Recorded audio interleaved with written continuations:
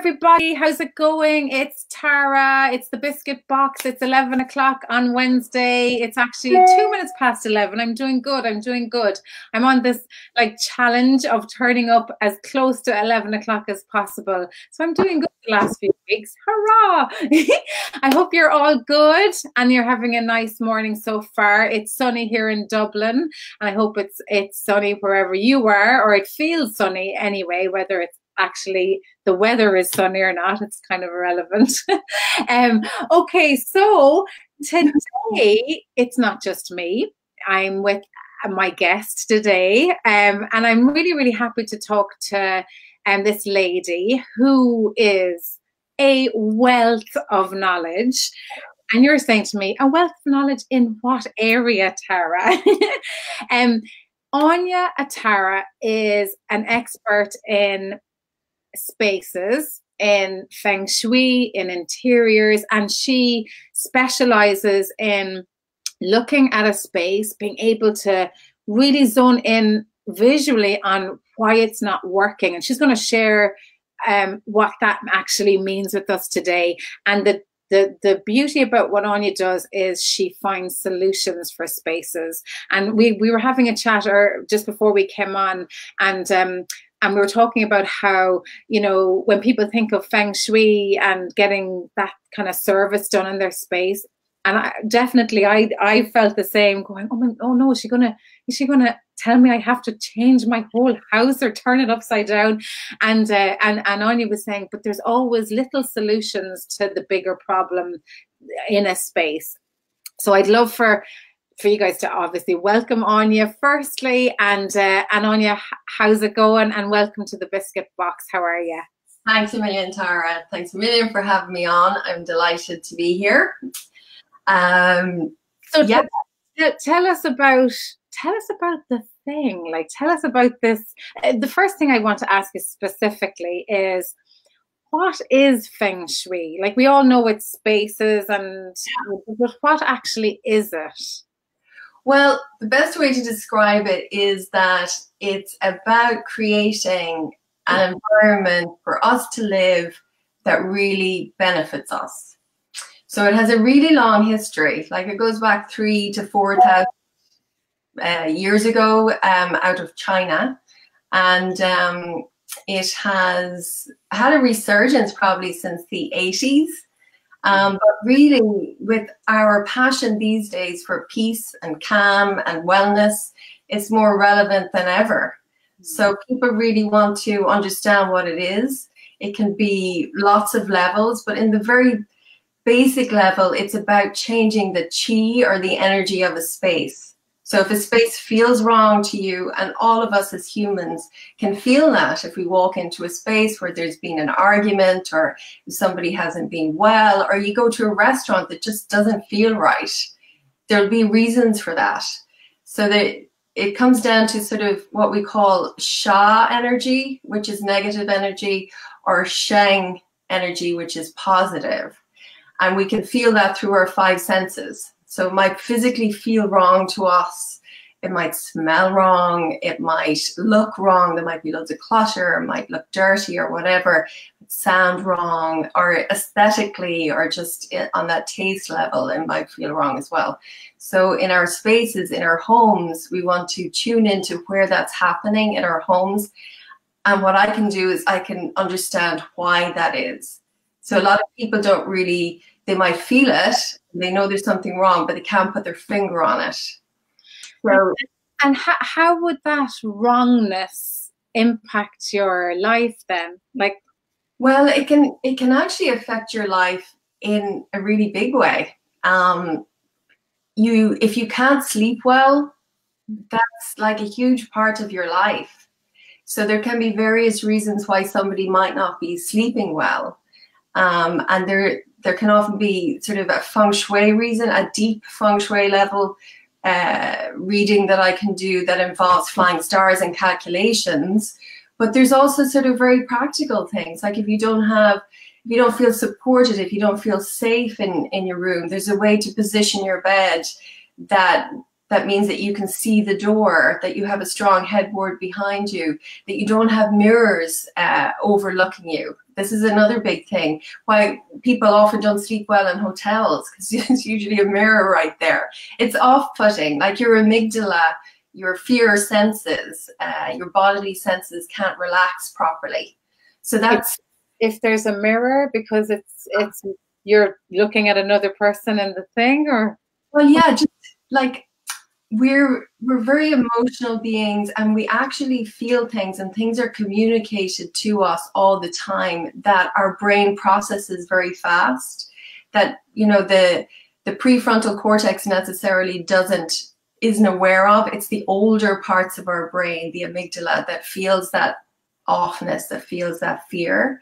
And over thousands of years, there are patterns of this energy that are taught in Feng Shui. And when you begin, like when I began to study, I'm like, that makes so much sense to me, because this is what I've been feeling as an interior designer over the last 20 years, why spaces haven't worked.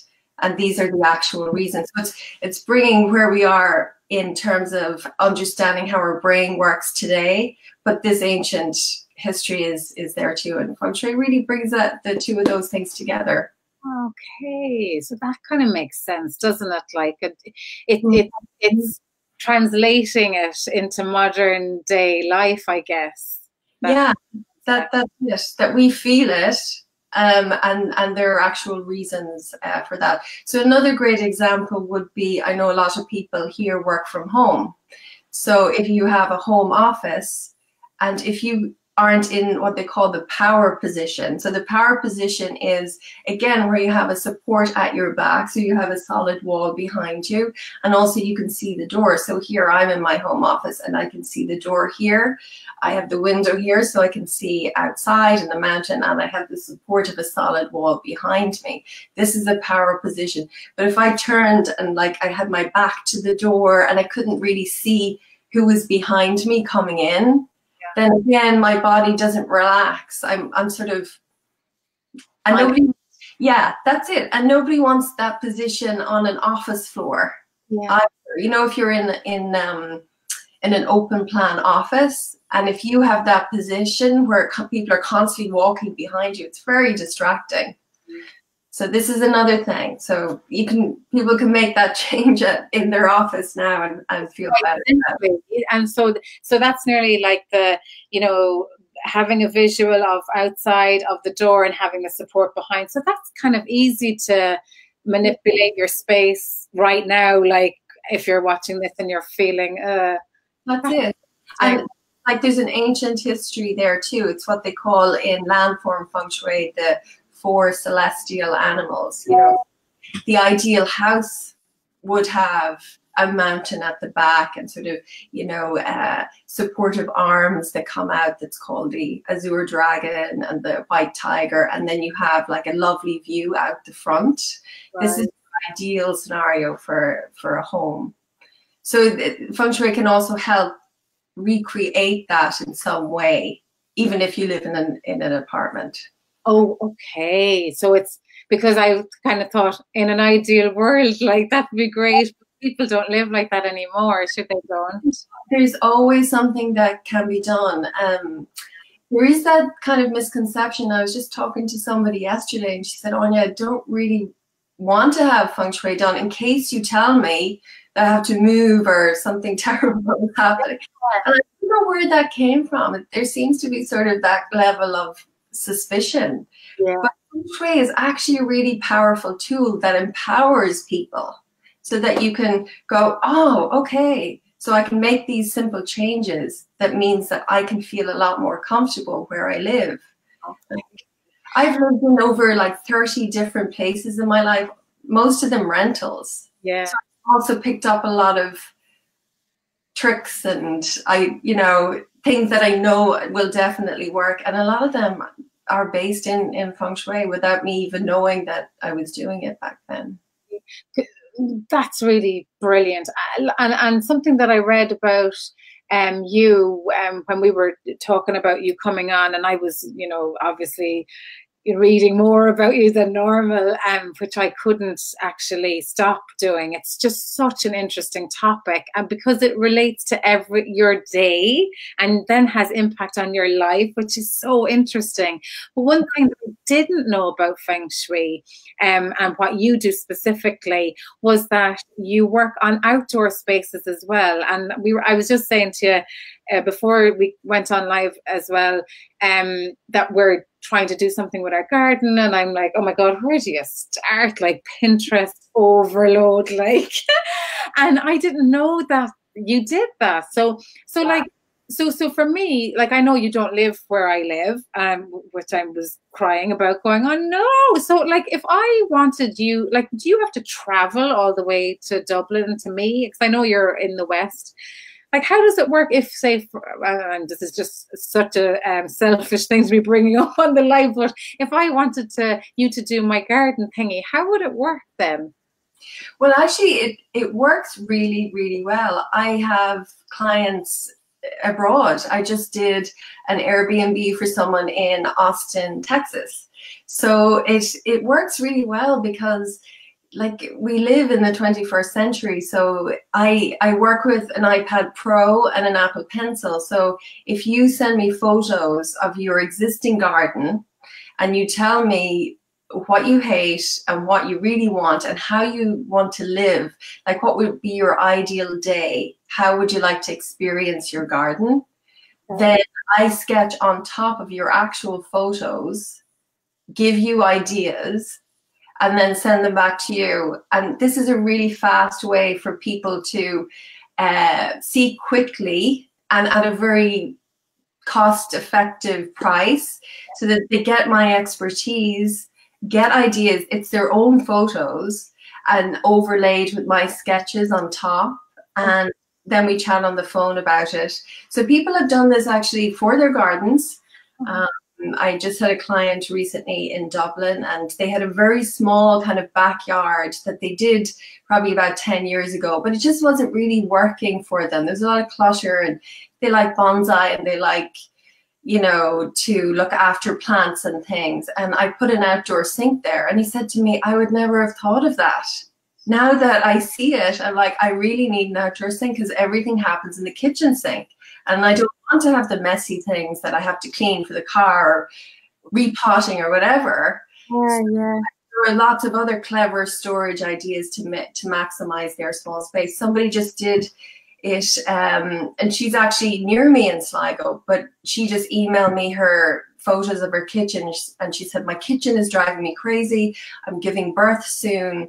I'm really under pressure here. What can I do with my kitchen? So I sketched over. And she literally took those sketches to a kitchen fitter, and she sent me the photos of the finished work, all done before her baby was born.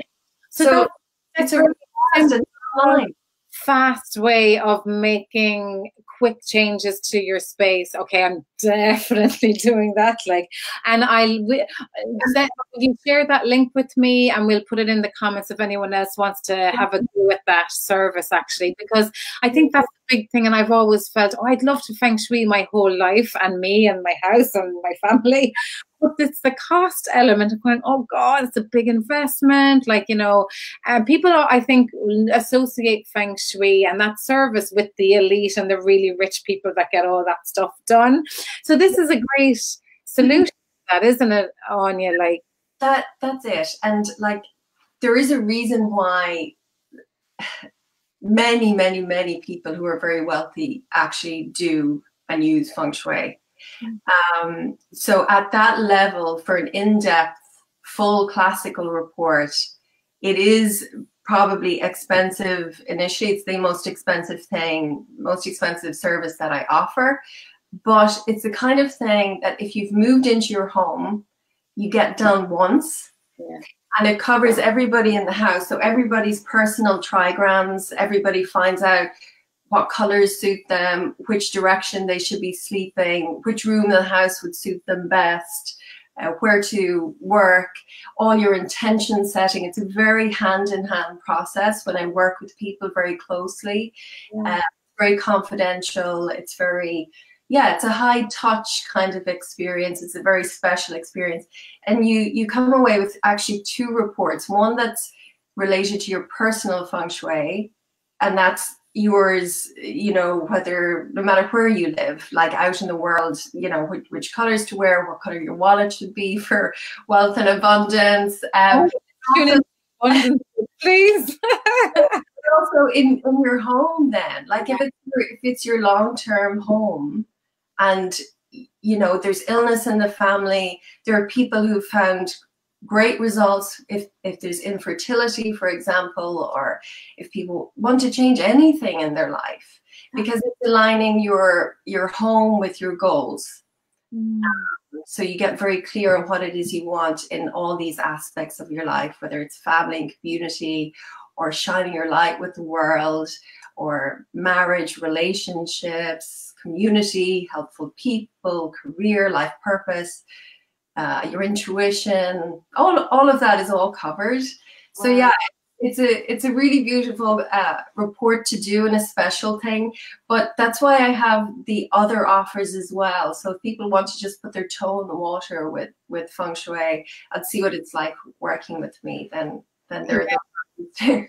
And I think that's smart as well, just from a business perspective. And I always say this when I work with people, is, you know, especially if you're selling something of a higher price point, that takes time.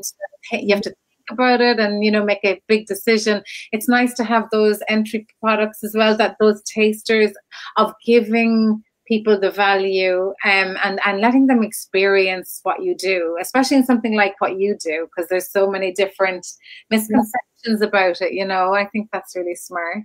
There is, and I suppose I'm very well placed as well, because I am a registered interior designer, you know, have worked in that, qualified like over 20 years ago. I'm also a certified life coach with Martha Beck. So, you know, I really love to work with people and work closely with them, so people feel very held and understood and heard. And who doesn't want more of that? Oh, no.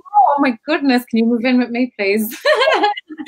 And there's a few questions actually in the comments that I'd like to bring up. First, I want to say hello to a few people that are in with us. Hey, Anna, how's it going? Hey, Catherine. Neve, Neve is cleaning out her studio, so she's delighted to be on this call. Hey, Neve. Elke, how's it going? Rachel, hey. Jane, Karen, how's it going?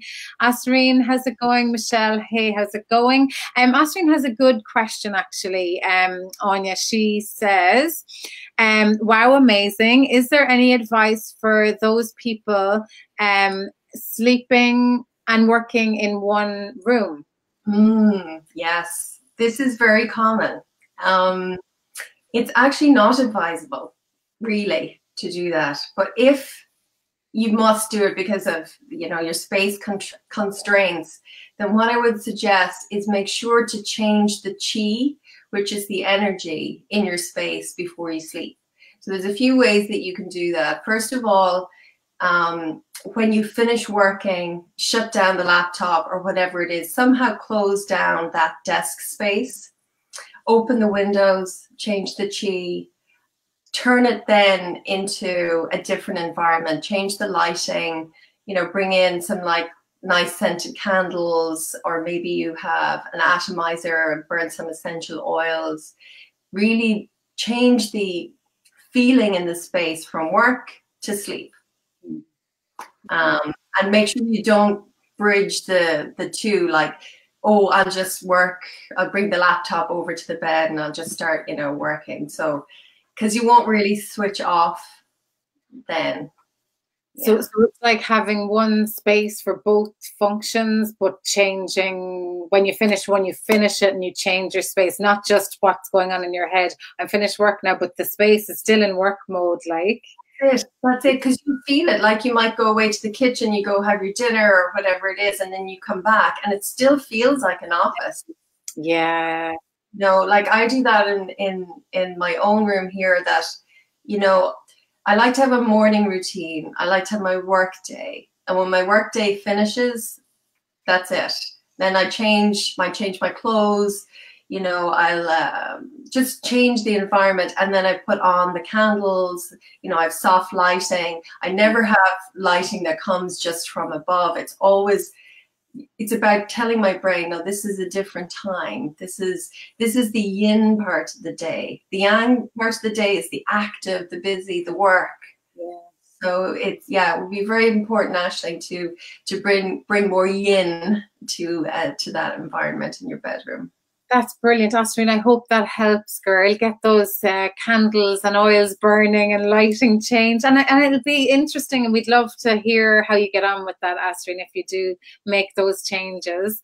And something you said to me, Anya, as well, because, I work from home, and it's and with children as well, you're like, I work on my computer up to the wire, like, and then running out the door to grab the kids, and then it's mental, like, and you were saying that whole yin and yang thing. Explain how someone, and I know a lot of the biscuit community and creative people working from home have that mentalness of finishing and boom, gone to the next function. How would you suggest that you balance that whole yin yangy thing? Well, it's one of the core principles of Feng Shui, and you know that symbol, the core like symbol that is white and black, and it's in a circle and so on. So we have a day cycle. There's only so many hours in the day. So you'll have the yin part of the day, which is the sleeping, because we are actually at rest then. And then there's the active go, go, go, whether it's work or the kids and so on. So it is very important in those thresholds between the two that you start to move from yang into yin. So when you go to pick up your kids, then in your head, you can be kind of saying, okay, this is more the yin time of the day. I know it's going to be busy with the kids, but I've actually switched off work. So not bringing work into that activity. And you're starting to move through that day cycle. If it's in the winter, it's already getting dark, so you can kind of feel that in yourself. No, I'm moving now into the sleep stage of things. This is how we get more peace and calm in our lives, that we're just mentally conscious and mindful. That there will be yang moments, the very active, the very bright, the very busy, but we need to balance it with the yin. So in Feng Shui, this is why it's not really recommended that you have a TV in your bedroom, or you watch a tablet at night, because it's sort of that blue light will keep your brain active, and that's yang. It's busy. It's all of that. So yeah. So to keep away from tech, like at nighttime, and I guess for children as well, like to help them sleep. Well, yeah, this is why bedtime stories suit, because it's that threshold. It's bridging. Yeah. You're not asking them to go from, oh, we're mad busy now with our crazy half hour before bed, and then go straight to sleep. It's like bridging slowly. Things in the universe don't really move like about face, instantly. They move fairly slowly but consistently. So it's about kind of being in harmony with that. Flow. So interesting. Like, we'd be on here for 5 hours. And then Helen says, hey, Helen. Oh, well, Emma says she's cleaning her studio as I'm listening. So I'll just put that up to show you. And so she's having an interesting morning. Emma, well done, girl. Helen says, so amazing. I often forget to open myself up to this. I feel in tune with my space, but busy with kids, I often forget to focus on myself. I think that's 99% of parents. I know that when I do it, it makes a huge difference and only takes a little time. Thank you for reminding me today to stop and take time to unwind and clear my thoughts. Anya, you're so soothing and calm. Thank you. Thank you. Well, actually, funny enough, it was only after I changed my surname, because I changed it by Depot to Atara. And I chose it for many reasons, but then I came across the word ataraxia, which I had never really heard of before. So in the dictionary definition is a state of serene calmness. Oh. Actually, that is also appropriate, because I've cultivated that in myself over many years of my own like inner work and meditation and going deep, and I'm very into that. Mm. side of things. So That's amazing. Neve says, can this help with medical chronic fatigue? yes, definitely. Anything that is stressing you out will have an effect on your body. It'll have an effect on your brain. So if there's something that is if there's a major medical concern, I would often recommend that somebody has the flying stars or the full report done, because there are energies that are more toxic, and they're in the world. And when I start to look at it, it may be that the troublesome star, the 5 or the 2, might be in an area that you're spending a lot of time in. So last year, for example, in my bedroom, the illness star was in my bedroom. So there are remedies that you can put in with the 5 elements. So I added some more metal into the room, and I didn't have any illnesses last year. So, Wow. so there are things that have to be done. You can, from mapping the stars of what, like, oh my God. Yeah. An actual formula, a calculation. So you base it on time and space and actual form. So the time part is your building or your home will have a date of birth, and that is the date the roof went on, or when the energies were enclosed from being outside. Yeah. Like the sun can no longer shine on the floor plate. Yeah. That is the time. And then there is the compass reading, where the building is in relation to the sun also. And the magnetic declination is also calculated. And all of that is a calculation, a formula that is based in numerology and the magic square. And it's amazing. Yeah, it is really, and that is one of the most ancient forms of Feng Shui that goes back thousands of years. So, and that's part of your bigger package, where that's the in-depth, really, wow, like that's incredible. And I think having that knowledge around where you are every single day will have huge impact to your life, like for illness, for productivity, abundance. Like, I know someone was telling me about the mirror thing in your hall, that you should never have a mirror opposite your front door. Is that correct? Well, the reason behind that is that the front door is called the mouth of chi. So, like, what do you use to, like, come in and out of the house all the time? It's the front door. That's where you greet everybody, where you use all the time. So this is the mouth of chi, how positive chi comes in.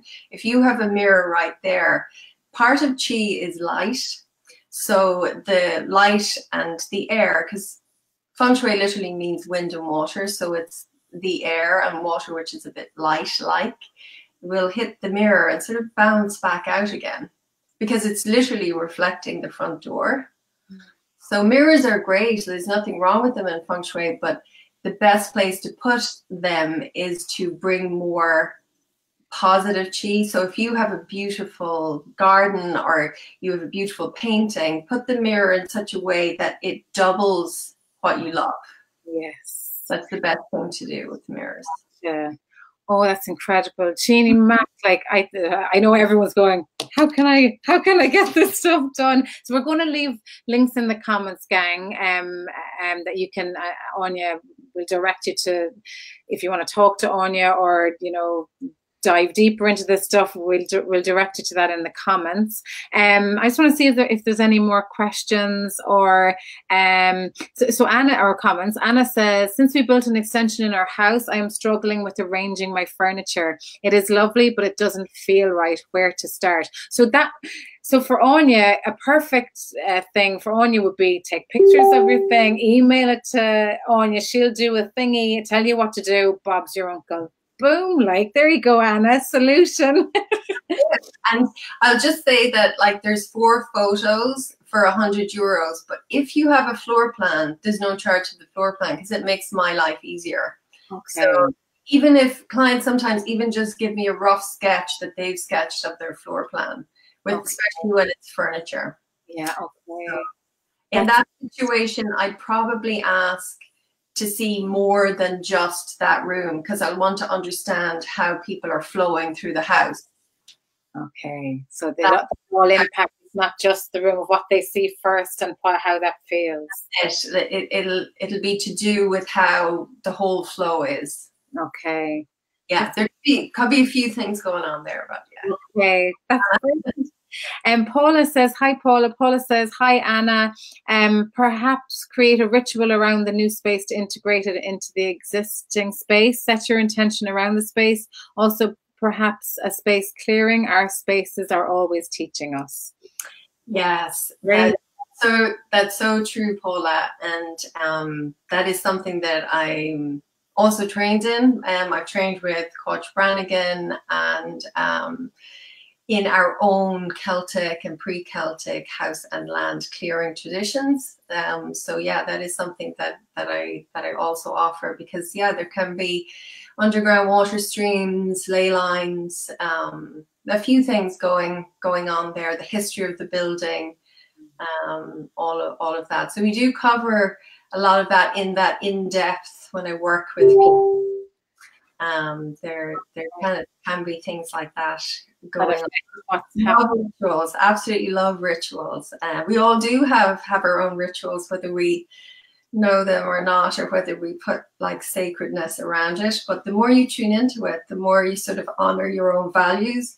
I always encourage my clients to really reflect that in their home, what's important to them, and to put that literally into their house, whether that's through art, or something that makes them feel good, a memory. And then honoring that, it can be done with lighting a candle, saying a prayer, meditation. Yeah, there's lots to do. It's a really good point. I think it's just being aware of it, isn't it? It's just that awareness of the power of our spaces. That's it. Yeah. And one last question, and we'll leave you go, because we'll have you on all day. Poor Anya's like, Rachel says, what if you can't get rid of stuff as it's not your home? Okay. Right. So I wonder, is that because, you're in a situation where, I think I understand maybe what's happening there. Well, what I would say is that you probably have a space in that home that's just yours, whether it's your bedroom. So what I would say is that make sure that your bedroom is your sanctuary. And there is a way of working in that scenario that reminds me of, the type of work I do when I do corporate. So I work with people's desks, is that I would lay the bagua down on that room alone. Actually, come to think of it, I had a client in Florida who was living with her mother because she was looking after her mom. And yeah, now that I think of it, I did lay the bagua down there and worked with her just with the photos to make sure that her space was really hers, that there wasn't anything in there that was stressing her out, or that she made it special, even though she was actually living with her mom. So I hope that helps, Paula. Okay, then that's great. That's brilliant advice, Anya. Thank you so much. And a final shout out to your dad. I have to mention your dad. Tell us about your dad. What happened yesterday with your dad? Yeah, actually, it's a really big deal. So my dad is 75, has always been an athlete since university at UCD. So he's a track and field guy. And he won gold yesterday for Ireland in Poland at the Masters Athletics Championships, which happen every 4 years. So he has wanted to go before, but they've been like in Sao Paulo or, LA or something. And he really didn't feel like traveling that far. So this time they were in Europe. So he said, I'm going to go. Oh. And he, ran the fastest heat and ran yesterday and won gold. So amazing. You must be so proud. Oh my God. He's not done yet because he's taking part today in the pentathlon. Oh my God. So, it's inspiring for people because you don't have to age out of anything. Yeah. You know, and I say that to clients all the time. Oh, you used to be an ice skater, or why did you stop? Oh, because I'm too old now. That's not true. Yeah, it's all in here, isn't it? It's all mindset. It is. That's brilliant. Anya, you're an absolute pleasure to talk to. And I know everyone will be shooting a million questions in the thread when they watch the replay. And please do feel free to ask questions. And I'm sure if you reach out to Anya, you can check her out in the Biscuit Marketplace. I've left the link in the comments. Reach out to her. And yeah, I'm definitely going to be sending my pictures to you, Anya. Thank you so much for taking the time out this morning. I know how busy you are. My pleasure. Thank you so much, everybody, for watching. Okay, gang, thanks Mil for tuning in. If you're watching the replay, please let me know in the comments if you have any questions or any comments. We'd love to hear from you and what you feel about Feng Shui and your space. And I hope you found this this biscuit box session interesting, as interesting as I have. I think it's been a great session today. So thanks again, Anya. I'll see you guys next week on the biscuit box at 11 o'clock. Have a great day. Keep creative. Talk to you next week. Bye.